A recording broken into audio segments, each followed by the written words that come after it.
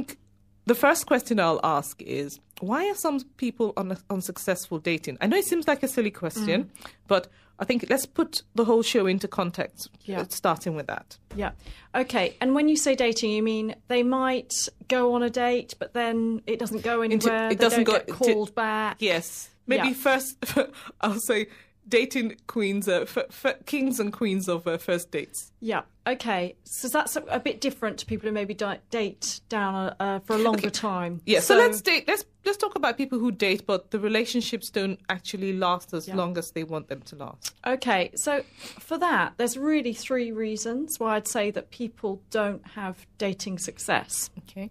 One, I would say that people are not clear about what they want in a relationship. So it's like going out with a real scattergun approach. Yeah. Where you just think, well, I want to have a relationship, I'm lonely, I want to change, I want to have something different in my life, maybe I want a physical relationship. Actually, if you're not clear about what you want, you attract something which is not right. So that's the first reason I'd say. Okay.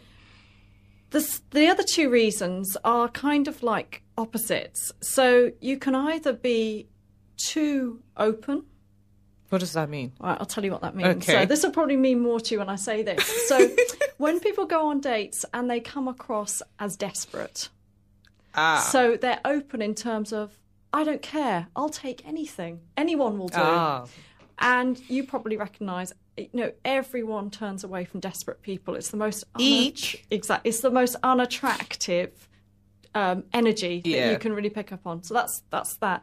Now the opposite to that is when people are closed, so they're very guarded. So they really are not saying, I'm willing to be in a relationship, I'll let someone in. They're saying, get away from me. But even if they say verbally they want to be in a relationship. Yeah, exactly. And you can see it in people's body language where they have much more guarded body language. So where they sit back, their arms and legs are much more crossed and towards their body. And the thing is that what you say, what you think you are saying at a conscious level, so you may be saying, I really want a relationship, that's what I want. People will actually pick up what you are thinking unconsciously. Oh, really? How does that happen? Well, this is commonly known. Body language. When we meet someone for the first time, someone makes an impression of us within the first 5 to 10 seconds. So it's so quick. And actually, in the message that we give, 55% of our message is portrayed through body language. So you know how you see someone, you think they're really confident because they're standing tall, they are maybe smiling slightly, they're walking in a relaxed way.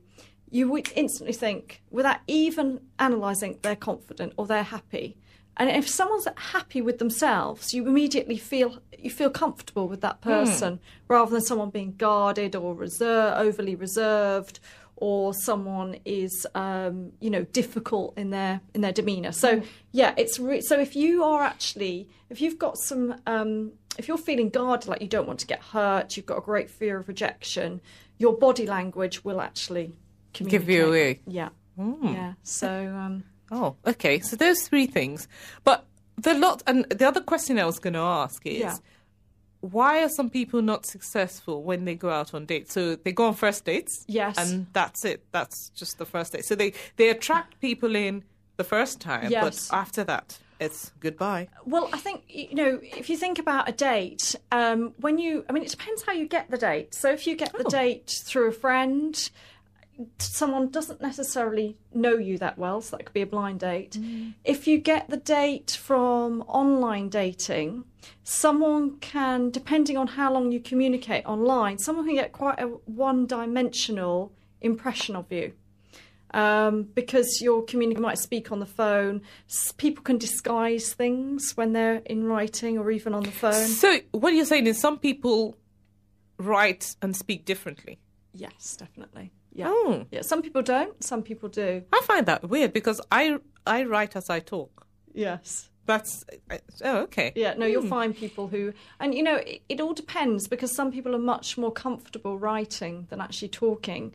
So, like people who write for a profession, for example, what they write is absolutely beautiful. And then you meet them face to face and you think, where's that writer? Because they're comfortable in the communication of writing. Whereas someone, I mean, you're very articulate and you're very good with verbally, so that would make sense that you write in the way that you speak. Okay, so it could be the other way around. Yes, yeah. And going back to your question about why people are unsuccessful, I think it does go back to those things of if you don't know what you really want, you can attract people because there's other people who are not clear about what they want. So you might have a very vague term of, I want a committed relationship, I want someone who I'm attracted to, who's attractive in some way physically. I want someone who I can spend downtime with. That is so unspecific that the chances of you meeting someone who is actually your perfect match, your soulmate, are really low because you have not narrowed down what you want. So when you meet, that date's not going to go that great because there's not going to be that magic, that chemistry, that clicking.